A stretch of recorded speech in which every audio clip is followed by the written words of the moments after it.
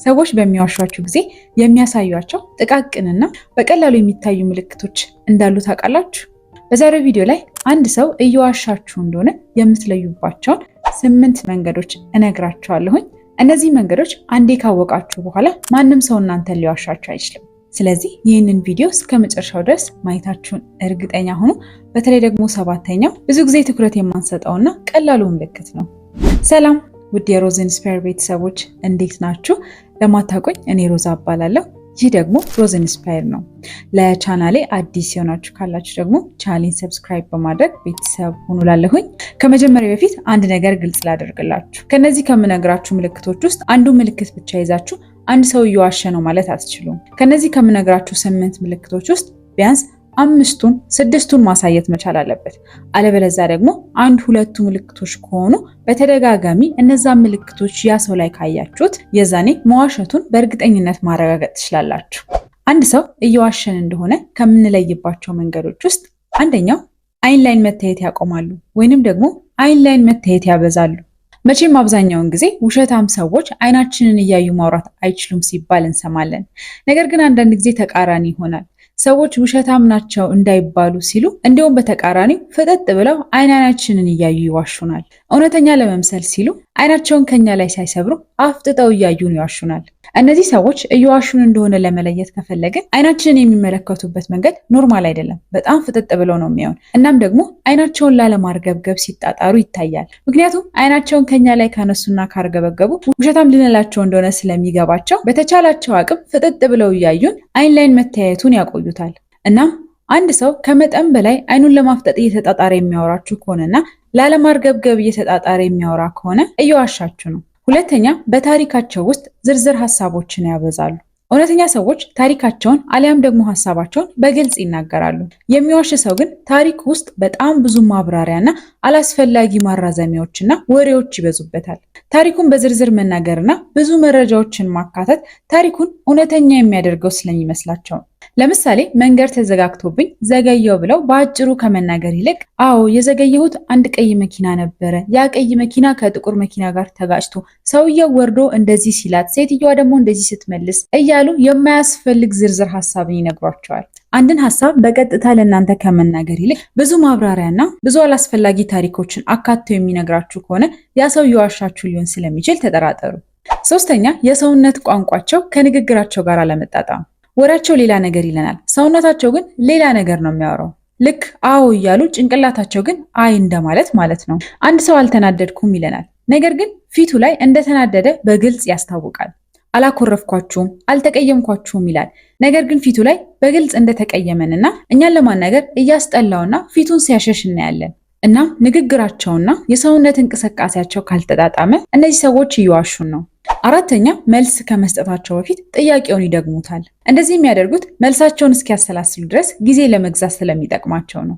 ለምሳሌ አንድን ሰው ያዘዝኩህን ስራ ጨርሰሃል ወይ ስትሉት ያዘዝኩህን ስራ ጨርሰሃል ወይ ብሎ ወሬውን ከደገመ በኋላ አዎ ጨርሻለሁ ካላችሁ ያ እናንተ የጠየቃችሁትን ጥያቄ የደገሙ ለእናንተ የሚመልስላችሁን ውሸት እስኪያስብ ድረስ ጊዜ እንዲሰጠው ብሎ ነው።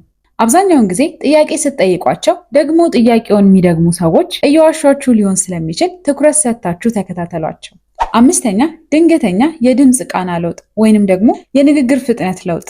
ሰዎች በሚዋሹበት ጊዜ አእምሯቸው ውጥረት ውስጥ ስለሚሆን ያ ውጥረት ድምፃቸው ላይ ይንጸባረቃል።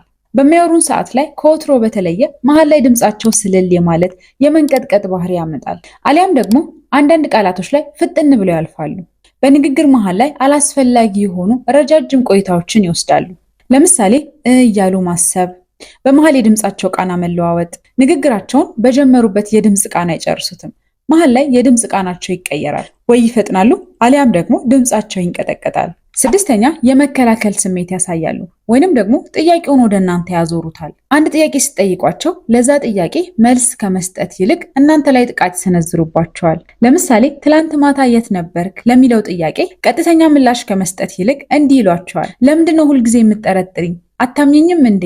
ቁጥጥር እያበዛሽብኝ ነው ወዘተ ብለው ጥያቄውን ወደ እናንተ ያዞሩታል። እናም እናንተ የጥፋተኝነት ስሜት እንዲሰማችሁ ያደርጉና ጥያቄውን እንድትረሱት ያደርጓቸዋል። አስተውሉ፣ ለጥያቄው መልስ አልሰጡም። አእምሯችሁ ጥያቄውን ረስቶት ወደ ሌላ አቅጣጫ እንድትዞሩ ያደርጋቸዋል። ቀጥታ የጥያቄውን መልስ ከመጠበቅ ይልቅ ይህን ሰው እያስጨነኩት ይሆን እንዴ? የተጠራጠርኩት ነው እንዴ? ወደሚል ሐሳብ እንድትገቡና ሙሉ ለሙሉ ጥያቄያችሁን እንድትረሱት ያደርጋቸዋል። እንደዚህ የሚያደርጉት ሊዋሿችሁ ሲፈልጉና ጥያቄያችሁን ለማረሳሳትና ወደ ሌላ አቅጣጫ ለመውሰድ ነው። አንድ ጥያቄ ስትጠይቁ ሌላ ጥያቄ ጠይቆ የጥፋተኝነት ስሜት እንዲሰማ የሚያደርግ ሰው የምታውቁ ከሆነ ከዚህ ቪዲዮ በኋላ ለጥያቄያችሁ መልስ ሳይሰጥ በፊት እናንተን እንዲጠይቋችሁ አትፍቀዱ። እንዲያረሳሷችሁና የጥፋተኝነት ስሜት እንዲሰማችሁ እንዲያደርጓቸው አትፍቀዱላቸው። አስተውላችሁ ተከታተሏቸው። 7ኛ የንግግርና የስሜት መዘግየት። እውነት በተፈጥሮዋ በቀላሉ ትፈሳለች። ውሸት ግን አስቸጋሪ ነው። ቀላል ጥያቄዎች ስትጠይቋቸው ረጅም ሰዓት መውሰድ ወይንም ደግሞ ምላሽ በሚሰጡበት ሰዓት ምላሻቸው ልክ እንደተሸመደደ ይመስላል እና መልሱ ፈጥኖ ይወጣል። አንድ ሰው የሚያሳዝን ነገር እየነገራችሁ ነገር ግን ስሜቱ የሚመጣው ከንግግሩ በኋላ ከሆነ ይህ ሰው እየዋሻችሁ ነው ማለት ነው። ንግግሩ አሳዛኝ ከሆነ ስሜቱ እኩል ነው መምጣት ያለበት። 8ኛ ታሪካቸው በጊዜ ሂደት ይለዋወጣል። ይህኛው በጣም ጠንካራው ምልክት ነው። ውሸታም ሰዎች ታሪካቸውን ሁሌም አንድ አይነት አድርገው ለማስቀጠል ይቸገራሉ። ምክንያቱም ውሸት ስለሆነ ይረሱታል። የሆነ ጊዜ ላይ የነገሯችሁን ታሪክ ሌላ ጊዜ ላይ ስትጠይቋቸው ሌላ አዲስ ነገር ጨምረው ይነግሯቸዋል። ሌላ ጊዜ ደግሞ ድጋሚ ስትጠይቋቸው ሌላ አዲስ ታሪክ ይጨምሩበታል። መጀመሪያ ላይ ታሪኩን ሲነግሯችሁ ብቻዬን ቤት ነበርኩኝ ይሏቸዋል።